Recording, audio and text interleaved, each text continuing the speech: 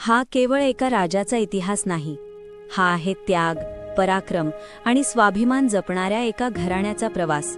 सह्याद्रीच्या कडेकपाऱ्यातून उभं राहिलेलं मराठा सरदार भोसल्यांचं कर्तबगार घराणं. या घराण्याचे तेजस्वी व्यक्तिमत्व म्हणजे शहाजीराजे, पराक्रमी योद्धा, कुशल प्रशासक आणि काळाच्या राजकारणाला समजून घेणारा नेता. या घराण्याचं खरं सामर्थ्य तलवारीत नव्हे तर संस्कारांमध्ये होतं. जिजाऊ माता, ज्यांनी बालमनात स्वराज्याचं स्वप्न पेरलं, रामायण महाभारताच्या कथा सांगत न्याय, धर्म आणि स्वाभिमानाची शिकवण दिली.